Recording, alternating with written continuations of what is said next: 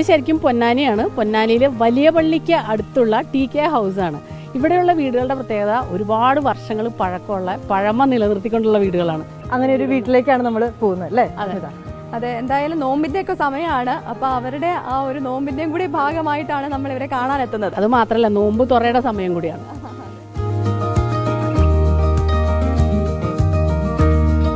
ഇവിടെ ആരെങ്കിലും ഉണ്ടോ?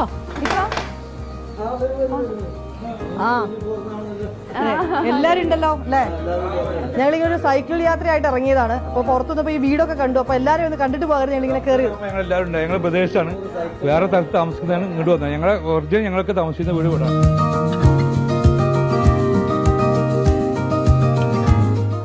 ഇതൊരു കൂട്ടുകുടുംബമാണ്, വലിയ കുടുംബമാണ്. ഇപ്പൊ നിങ്ങൾക്ക് പ്രേക്ഷകർക്ക് ഈ ദൃശ്യങ്ങൾ കാണാമല്ലോ. ഈ കുടുംബത്തിലെ ആളുകളാണ് ഇവിടെ എല്ലാം ഇരിക്കുന്നത്. നമുക്ക് ഇവരോട് തന്നെ ഇവരുടെ വിശേഷങ്ങൾ, നോമ്പ് വിശേഷങ്ങൾ, ഒപ്പം രാഷ്ട്രീയ വിശേഷങ്ങൾ എല്ലാം ചോദിച്ചറിയാം അല്ലെ സ്മിത? ഇക്കോട് ചോദിക്കാം. ആ ഇക്കയാണ് ഏറ്റവും മൂത്തത് ഇക്കയാണോ? മൂത്ത ഇക്ക ഇതാണല്ലേ? അപ്പൊ ഇത് രണ്ടാമത്തെ ഇക്കോട് ചോദിച്ചു തുടങ്ങാം അല്ലെ? മൂന്നാമത്തെ ഇക്കയുണ്ട്. ഇക്ക, ഈ വീടിനെ കുറിച്ച് പറഞ്ഞപ്പോ ഒരു കാര്യം പറഞ്ഞതെന്ന് വെച്ചാൽ ഒരുപാട് വർഷങ്ങളുടെ പഴക്കമുണ്ട്. അപ്പൊ അതിന്റെ അത്രയും ഓർമ്മകളും ഉണ്ട് അല്ലെ? നോമ്പ് കാലത്തിന്റെ ഒരു ഓർമ്മകൾ ഒരുപാട് മാറ്റം വന്നിട്ടുണ്ടോ ഇപ്പൊ? പിന്നെ ഒരുപാട് മാറ്റം വന്നിട്ടുണ്ട്. നോമ്പ് എന്ന് പറഞ്ഞാൽ ഒരു 10-20 വർഷം മുമ്പ് ഉള്ള ഒരു നോമ്പിൻ്റെ ആ ഒരു ആവേശമൊന്നും ഇപ്പോൾ ഇവിടെ ഇല്ല. ഈ പൊന്നാനി എന്ന് പറഞ്ഞാൽ ശരിക്കും പറഞ്ഞാൽ ഈ ഏരിയ എന്ന് പറഞ്ഞാൽ 100% മുസ്ലിം ഏരിയയാണ്. ഒരു 10-15 വാർഡുകൾ ഉൾപ്പെടുന്ന ഒരു പ്രദേശമാണ്. 100% മുസ്ലിങ്ങൾ മാത്രമുള്ള ഒരു ഏരിയയാണ്. അപ്പോൾ അവിടുന്ന് ഈ പൊന്നാനി വലിയ പാലം മൂലം കണ്ട് നിന്ന് കഴിഞ്ഞാൽ അപ്പോൾ ഇവിടെ ഒരു മറ്റെവിടെ ഇല്ലാത്തൊരാഘോഷം അങ്ങനെ വളരെ അപൂർവമായിട്ട് അപ്പോൾ കേരളത്തിൽ ഒരു സിറ്റി ഉണ്ടാവുള്ളൂ. കാരണം ബാക്കി കോഴിക്കോട്, കണ്ണൂരൊക്കെ ഉണ്ടെങ്കിൽ പോലും മിക്സഡ് കൾച്ചറാണ്. എല്ലാ കമ്മ്യൂണിറ്റിയും ഉണ്ടാവും. ഇവിടെ അതല്ല, 100% മുസ്ലിം കമ്മ്യൂണിറ്റി മാത്രമല്ല. അപ്പോൾ അതിൻ്റെതായ ഒരു വലിയൊരു ആഘോഷ തിമിർപ്പാണ്. പക്ഷേ ഇതൊക്കെ മാറ്റം വന്നുവെങ്കിലും നമ്മുടെ ഒരു നോമ്പും ഒരു വിശേഷം എന്നൊക്കെ പറഞ്ഞ ഒരു പ്രത്യേകത തന്നെയാണല്ലേ കേരളത്തിൽ മൊത്തത്തിൽ നോക്കുമ്പോൾ? തീർച്ചയായിട്ടും ഞാൻ പ്രത്യേകിച്ചും ഒരു പ്രത്യേക. എങ്ങനെയാണ് മൊത്തത്തിൽ ഇപ്പൊ എല്ലാവരും എത്തിയിട്ടുണ്ട്? ഇന്നത്തെ പരിപാടികൾ എങ്ങനെയാണ്? ഇന്നത്തെ പരിപാടി എന്ന് പറഞ്ഞാൽ ഇവിടെ സത്യത്തിൽ പറഞ്ഞാൽ ഇപ്പോൾ ഞങ്ങളുടെ 3 ബ്രദേഴ്സാണ്. എൻ്റെ മദറിൻ്റെ ജ്യേഷ്ഠത്തിൻ്റെ മക്കളോട് ഉണ്ടായിരുന്നു. അപ്പോൾ ഞങ്ങൾ തന്നെ ഇപ്പോൾ 5 കൂടായിട്ട് മാറിപ്പോയി. വിത്തിൻ 20 years മാറിപ്പോയി. അശോക് നേരത്തെ പറഞ്ഞ പോലെ. ഇതുപോലെ തന്നെ ഇത് ശരിക്കും TK ഈ ഒരു വീടല്ല. ഇത് ഞാൻ നേരത്തെ നിങ്ങൾ വരുമ്പോൾ പറഞ്ഞ പോലെ തന്നെ ഇതൊരു ചെറിയ പോർഷൻ മാത്രമേ ഉള്ളൂ. ഇത് യഥാർത്ഥ തറവാട് ഒരു 35 വർഷങ്ങൾക്ക് മുമ്പ് പൊളിച്ചുപോയി. അതിൻ്റെ ബാക്കിൽ ഇപ്പോഴും 2 വീടുകളുണ്ട്. അപ്പോൾ ഏകദേശം ഒരു 35ഓളം വീടുകൾ ഇപ്പോൾ ഇതിൻ്റെ TK ഹൗസ് മാറിപ്പോയി. ഞങ്ങളിപ്പോൾ എല്ലാ 2 പെരുന്നാളിനും ഞങ്ങൾ ഒന്നിച്ച് കൂടും. ഒരു 250-300 പേര് എല്ലാവരും വരും. കല്യാണം കഴിച്ച് കൊണ്ടുപോയ പെൺകുട്ടികൾ ഒഴിച്ച് അവരുടെ വീട്ടിലായിരിക്കുമല്ലോ സ്വാഭാവികമായിട്ടും. എൻ്റെ മകളൊന്നും ആ പരിപാടിക്ക് ഉണ്ടാവില്ല. മറിച്ച് ഞങ്ങളിവിടെ നാട്ടിലുള്ള എല്ലാവരും കല്യാണം കഴിച്ച് കൊണ്ടുവന്ന കുട്ടികളൊക്കെ ഒന്നിച്ച് കൂടാറുണ്ട്. അപ്പോൾ ഇന്നും അത് ആ ഒരു ഫാമിലി എന്ന് പറയുന്നത് ഞങ്ങൾ വളരെ ഐക്യത്തോടുകൂടി പോകുന്നുള്ള ഞങ്ങളുടെ ഈ വീടിൻ്റെ പ്രത്യേകത. നോമ്പ് കാലത്തെ പിള്ളേരൊക്കെ ഇങ്ങനെ വരുമ്പോൾ ഒരു സന്തോഷം, അവർക്ക് ഭക്ഷണം ഇഷ്ടമുള്ളത് നോമ്പ് തുറക്കാൻ വേണ്ടി ഉണ്ടാക്കുന്നു, അങ്ങനെ ഉണ്ടാക്കി കൊടുക്കാറുണ്ട്. ഉള്ളത് ഈ വീട്ടിൽ ചെറിയ അനിയനും വൈഫാണുള്ളത്. പിന്നെ അതുപോലെ തന്നെ ഈ വീടിന്റെ പ്രത്യേകതകൾ പറഞ്ഞല്ലോ. അപ്പൊ ഞാൻ ഇങ്ങനെ നോക്കുകയായിരുന്നു. 4 മുറികളാണ് ഇപ്പോൾ ഈ വീട്ടിലെ. 4 അറകളാണ്. ഇത് പണ്ട് കാലത്ത് പൊന്നാനി സിസ്റ്റം തന്നെ മറ്റേ മരുമക്കത്തെ സിസ്റ്റം പ്രകാരം ഇവിടുത്തെ പെൺകുട്ടികളെ കല്യാണം കഴിച്ചാൽ ഇവിടെ തന്നെ ഭർത്താക്കന്മാർ കൂടുന്ന ഒരു സിസ്റ്റമാണ് കല്യാണം. അപ്പോൾ അവർക്കുള്ള അറയാണ്. അപ്പോൾ അറ എന്ന് പറഞ്ഞാൽ ഒരു മിനി വീടാണ്, ഒരു ഫ്ലാറ്റാണ്.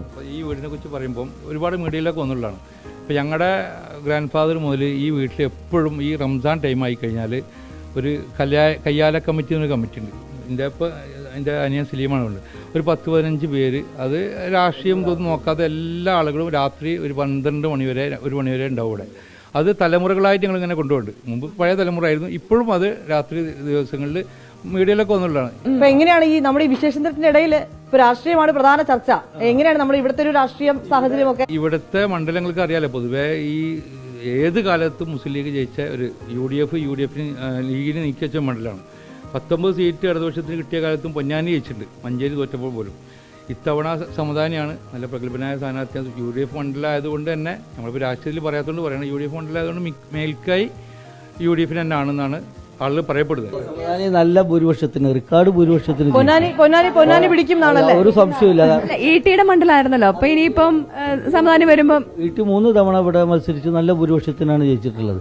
ഇത്തവണ മറ്റേ സമാധാനി വന്നതോടുകൂടിയിട്ട് ആളുകൾക്ക് പുതിയൊരു ആവേശം. കാരണം 3 തവണ കഴിഞ്ഞിട്ട് ഒരു പുതിയൊരാൾ വരല്ലേ. പക്ഷേ സമാധാനി എന്ന് പറഞ്ഞാൽ കേരളവും ഇന്ത്യയും മുഴുവൻ മലയാളികളുള്ളവർക്കൊക്കെ അറിയപ്പെടുന്ന പ്രഗത്ഭനായ വാഗ്മിയാണ്. നമ്മൾ ക്യാപ്ഷൻ തന്നെ കേരളത്തിൻ്റെ മലയാളക്കരയുടെ അഭിമാനമായ ഒരു സ്ഥാനാർത്ഥി എന്നാണ് പറയുക. അപ്പം അങ്ങനെ അങ്ങനെ അങ്ങ് പോവുകയാണല്ലേ സ്മിത? ഒപ്പം തന്നെ ആ രാഷ്ട്രീയത്തിന്റെ ആവേശം കാണുന്നുണ്ട്. എന്തൊക്കെയാ നോമ്പ് തുറക്കാനുള്ള ഒരുക്കങ്ങളൊന്ന് നോക്കിയാലോ? അങ്ങോട്ടേക്ക് പോയാലോ? യെസ്, ഒന്ന് പോവാ അല്ലേ? കിച്ചണിലേക്കും കൂടെ ഒന്ന് പോയി നോക്കാം.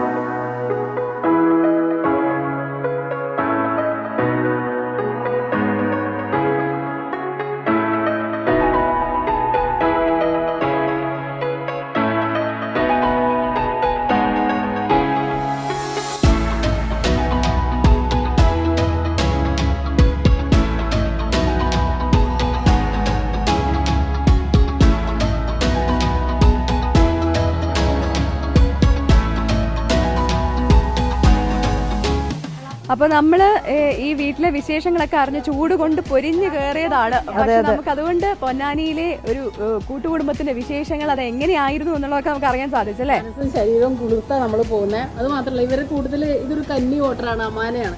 അമാനയ്ക്ക് എന്താണ് ഇലക്ഷനെ പറ്റിയുള്ള വോട്ട്? ഒരു വനിതാ വോട്ടർ, ഒരു കന്നി വോട്ടർ എന്നുള്ളത് എനിക്ക് പറയാം. ഇത്തവണത്തെ വോട്ട് ഇതുവരെ ടി വിയിലും എല്ലാത്തിലും വോട്ട് ചെയ്യണ ആ ഇലക്ഷൻ പ്രൊസീജിയേഴ്സ് മാത്രമേ കാണലുള്ളൂ. ഫസ്റ്റ് ടൈമാണ് വോട്ട് ചെയ്യാൻ പോണത്. അപ്പോൾ എന്താ എല്ലാവരുടെയും ഒരു റൈറ്റ് ആണ് നമുക്ക് വോട്ട് ചെയ്യാന്നുള്ളത്. അപ്പോൾ ഫസ്റ്റ് ടൈം അതിലൊരു പാർട്ടിസിപ്പേഷൻ എടുക്കുന്നതിൽ വളരെ എക്സൈറ്റഡ് ആണ്. അതിന്റെ ഒരു സന്തോഷത്തിലാണെന്ന് തോന്നുന്നു അല്ലേ? അതെ, ജനാധിപത്യം എന്ന് പറഞ്ഞ ഉത്സവം, അത് ഉത്സവമാക്കാനുള്ള ഒരു എക്സൈറ്റ്മെന്റിലാണ് അമാന. അതുപോലെ ഈ കുടുംബവും ഇവരുടെ ഒരു സന്തോഷം ഐക്യമൊക്കെ കണ്ട് നമ്മള് ഇങ്ങനെ അടുത്തടുത്തേക്ക് നമ്മുടെ ഒരു യാത്ര ഇങ്ങനെ തുടരുകയാണ് അല്ലേ? അപ്പൊ നമുക്ക് പോയാലോ? നമുക്ക് പോവാം.